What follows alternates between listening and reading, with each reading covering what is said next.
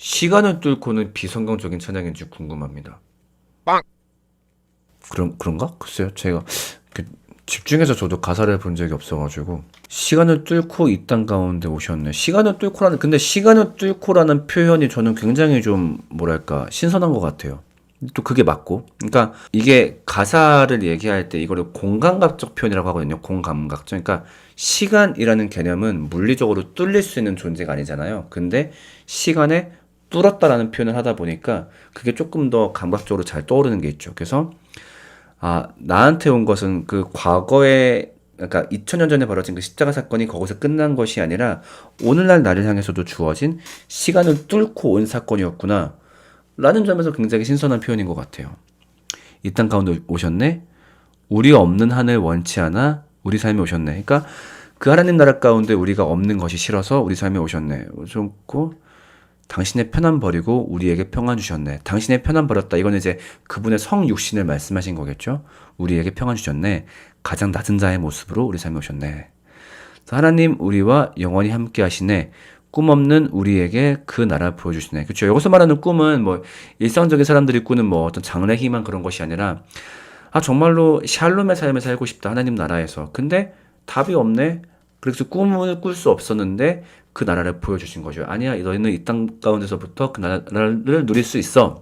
그 다음에 연약한 자들의 친구가 되어주시고, 그래서 누가복음을 보면은 되게 연약하고 힘없는 자들에게 많이 찾아가신 거죠. 힘없는 우리에게 인생을 위로하시네. 혹시 이거 근데 이 찬양에 대한 비판 여론이 있나요, 혹시? 뭐 일단은 가사만 놓고 봤을 때는 흠잡을 데가 없고, 특히 시간을 뚫고라는 표현이 너무 좋았다 보니까 저는 오히려 되게 잘 쓴 가사인 것 같아요. 시간을 뚫고 뭐라고 검색해야 될까? 시간을 뚫고 신학이라고 검색해야 되나? 오! 기사 나왔다. 현대 교회 음악 이대로 괜찮은가? 라고 판교 열린 하늘문교회 중등부 담당 교역자라고 계시는 신요한 전도사님이 쓰신 글이라고 합니다. 2022년에 뭐 지금도 이 의견을 갖고 계신지 모르겠어요. 자, 이분이 비판한 글을 한번 볼게요. 위러브의 시간을 뚫고라는 곡도 같은 문제를 지니고 있다. 만물에 편재하신 하나님이 시간을 뚫는다는 것이 성경적으로 무엇을 의미하는 것이 명확하지 않다. 그런가? 그러니까 우리가 신학적으로 그런 표현이 있죠. 그러니까 그 신인적 표현이라고 이게 뭐냐면은 물론 하나님이시지만 마치 육체를 갖고 있는 것처럼 표현할 때가 있죠. 그러니까 예를 들면 그분의 오른손을 잡는다. 그분이 육체가 어디 있으시냐 알지만 이제 그분을 마치 몸을 갖고 계신 것처럼 비유해서 설명을 하는 거죠. 그래서 그런 것처럼 만물에 편재하신 하나님이 시간을 뚫린다. 그럼 실제로 하나님이 이렇게 뚫었다 이 뜻이 아니겠죠. 그러니까 그 과거의 그 사건을 오늘날 갖다 주셨다. 그러니까 이런 면에서 시간을 뚫는다. 이게 명확하지 않다고? 명확하지 않나? 시간이라는 테마가 주는 신비감을 연상시키려 했던 의도가 두드러진다. 글쎄요. 가사에서 자신의 편안 버리고라고 언급되는데 하나님이 본래 편하게 안락하게 계시는 하나님처럼 묘사되는 듯하다.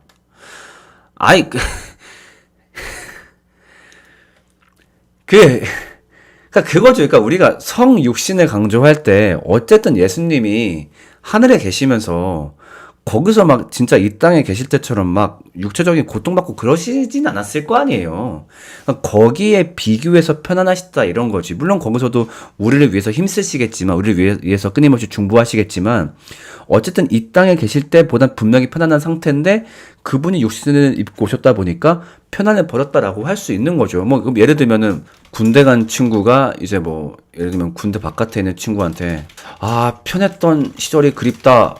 라고 예를 들면 얘기한다 했을 때, 야, 너 뭔 소리야, 사회에 있는 사람들은 다 편해? 군대만 힘들어, 임마? 야, 사회에서도 얼마나 많은 경쟁이 있고, 이렇게 얘기하면 오히려 걔가 좀 이상하지 않을까요?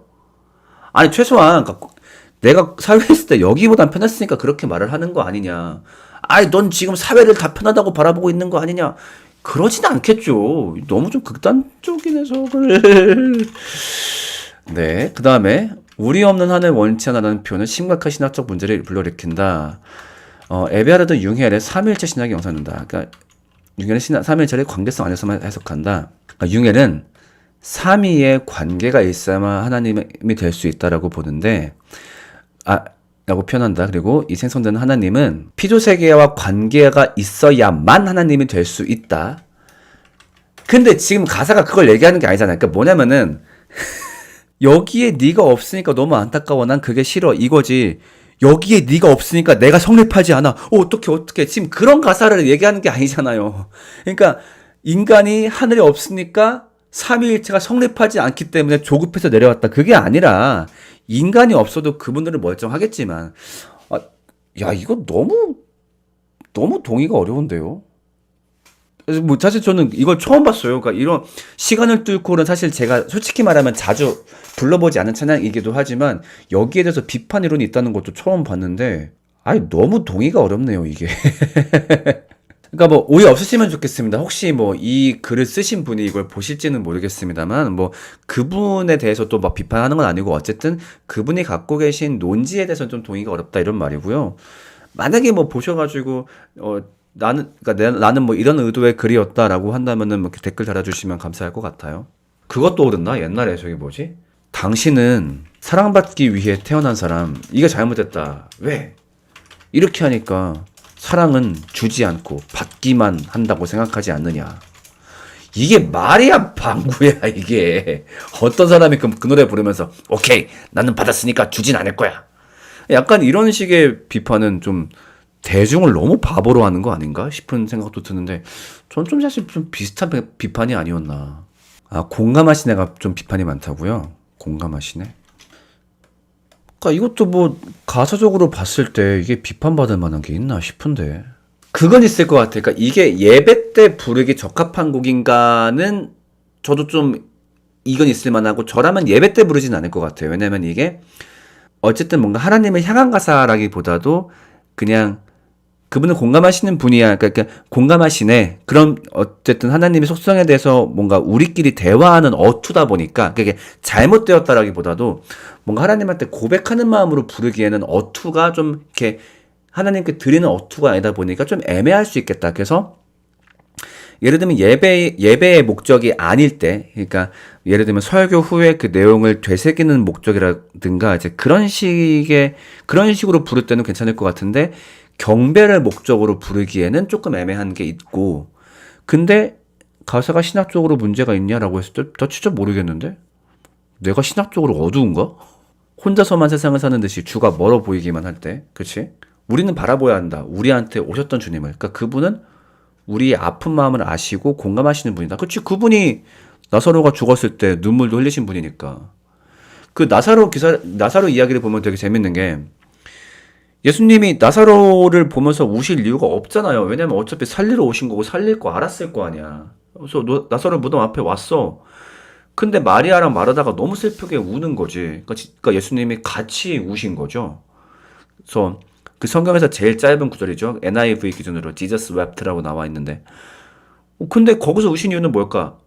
안 우셔도 돼. 얘네한테 얘들아 울지 마. 나 못 믿냐? 야 어차피 살릴 거야. 좀 내가 생명인데 좀 이런 걸로 울고 좀 그러지 좀 마라 라고 할 수 있었지만 공감하신 거죠. 같이 우시면서 아프면 공감하시네. 우리 가운데 찾아오셨던 주님이 우리의 모든 상황에 공감하시네. 뭐 굳이 시비거리를 찾아본다면은 모든 상황에 공감하시네. 뭐 모든 상황에 공감하시진 않겠죠. 근데 어쨌든 이 가사에서 여기서 말하는 모든 상황은 그러니까 우리의 모든 아픈 상황을 줄인 거겠죠. 그러니까 상식적으로 그렇게 알 수 있죠. 그러니까 그렇게 생각하시면 좋겠어. 이 노래를 부르는 사람들도 상식은 있어요. 그러니까 너무 노래 부르는 사람들의 상식을 배제하고서 우리의 모든 상황? 그럼 이걸 부르는 사람들은 내가 죄를 짓는 그런 모든 상황도 떠올리지 않을까? 죄를 지을 때도 공감하신다고? 하나님은 그런 분이 아니신데 좀 이렇게 하지 말자. 이런 식으로 좀. 물론 저도 많은 찬양 가사를 비판할 때가 있고 특히 성령의 임재와 관련해서 어떤 성경적인 신학적인 오해를 낳을 수 있는 표현들을 좀 배제해야 된다라고 말을 하는 입장입니다만 아무튼 이런 비판들에 대해서 공감하기 어렵다.